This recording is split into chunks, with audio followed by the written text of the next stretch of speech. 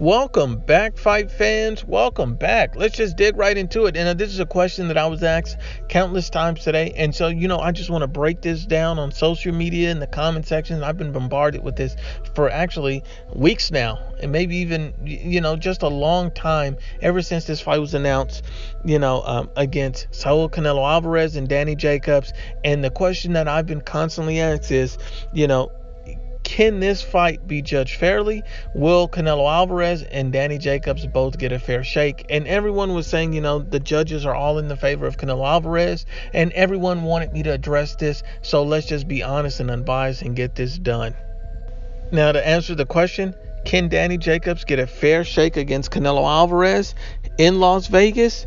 And the honest answer is, and if we're being unbiased, yes, he can. And let me break down why and what I mean by that. Canelo Alvarez is going to be the champion, the big name. And yes, we know that Danny Jacobs is a champion, but we know that Canelo Alvarez is the champion because he got the belts, the most belts. He's the A side financially and globally. And also, he's fighting in basically his home arena in Las Vegas, Nevada. So he has three things working in his favor. So just like in any boxing match, you have to understand that with these guys right here, whenever you have in any boxing match, anybody that lines up these particular situations, all three of those things, if you're fighting in your hometown, your home arena, which is Canelo's home arena, which is Las Vegas, and you have him being the A side, which factors into the fight and the scoring, and you also have the fact that Canelo Alvarez has the most belts. He's the champion, specifically coming into the fight, not discrediting Daniel Jacobs being the IBF champion, but still, Canelo Alvarez would still be considered the champion since he has the most belts coming into the fight. You look at it honestly and unbiasedly, he's going to naturally get some favoritism just because of that alone, just like any other boxer would get the benefit of the doubt, just like Triple G got the benefit of the doubt and the extra credit over Danny Jacobs when they fought. I felt like that was a very close fight, a draw maybe, and maybe even Jacobs edged it. But even then, you see Triple G got the benefit of the doubt in that fight. You have to understand that these things happen. If you look at the Omar Figueroa versus John Molina fight most recently, a lot of people felt like Molina was robbed. A lot of people felt like the fight was a lot closer. But at the end of the day, Figueroa got the fight, and the judges benefit of the doubt pretty much for a lot of extra swing rounds. And the reason why is because of his name, because of his reputation. He was the A side in the fight, and in boxing, that plays a role.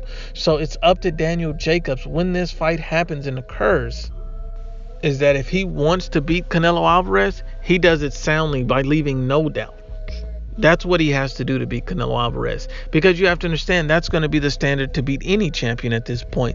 You're going to have to beat the guy convincingly, thoroughly, not leave a lot of rounds up for debate. And I like Triple G. I think Triple G is an elite level fighter, but at the end of the day, the first two fights against Canelo Alvarez, no matter who you had winning and losing, because even I was conflicted on those decisions initially watching the fight, especially the first fight. I thought the first fight was very, very close. I thought that Triple G edged it, but then at the end of the day, if Triple G didn't do enough to get the win convincingly, because Triple G was being countered.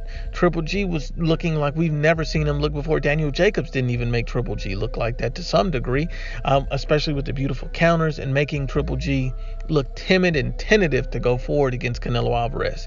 And the same thing happened in the second fight.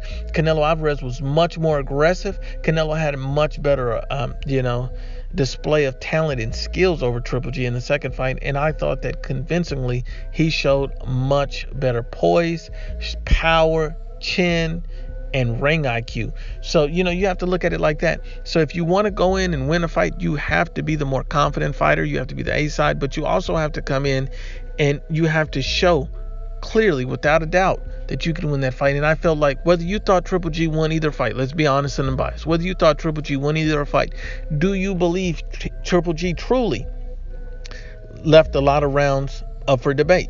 Yes, he did. Anybody will tell you that. He left a lot of rounds up for interpretation. And then against a counter puncher, against a guy who's going to be the hometown fighter in the A side in the fight, you can't do that because a lot of those swing rounds are going to get the benefit of the doubt of the other guy. So that means you have to come in and clearly win rounds, and they can't be swing rounds. You have to be dominant in your performance. You have to be dominant. And Triple G is known for knockouts, so he should have went for the knockout.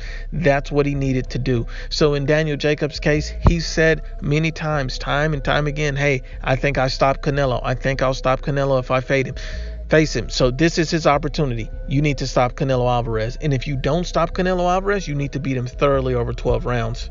Now, unfortunately for Danny Jacobs, I don't believe that he'll be able to stop Canelo Alvarez, and I don't even believe he'll be able to beat him thoroughly, convincingly enough without leaving any doubt in any swing rounds for him to convincingly win this fight. I think it's a close competitive fight, and I think that Danny Jacobs has the ability to win, but I think if you look at the edges in the fight, Canelo Alvarez, you have to lean towards him for the victory because of a lot of the intangibles, but it's a very close 50-50 fight, and I'm going to lean towards Canelo slightly, but at the end of the day, if we're being honest and unbiased, I don't know if Danny Jacobs is able to stop Canelo or win all those rounds convincingly. I don't know, because I know it's a very close fight, and I've never seen Canelo Alvarez dominate it like that.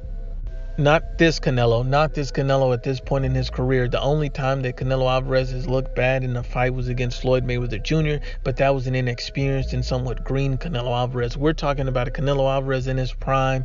I just don't see that happening. But even then, Danny Jacobs is a very special fighter. Maybe he can come in with a new tactic, new tricks, something different to throw off Canelo Alvarez and win the fight convincingly. Daniel Jacobs can win this fight. He is a very good fighter. He's an elite level fighter. And you cannot count out Danny Jacobs. He is a serious threat to Canelo Alvarez. I believe this is going to be an interesting fight. I think it's a 50-50 type fight, but I'm going to lean towards Canelo Alvarez because I believe he has the overall intangible slightly favoring him over Danny Jacobs. Now, obviously, the height and reach advantage Danny Jacobs has is what helps this be a 50-50 fight, also considering his elite level boxing skills. So this will be a tremendous fight regardless of who wins, but I think that, both guys will get a fair shake. Once again, unbiased, as always, it's the IBFP. Please share, like, and you must absolutely subscribe.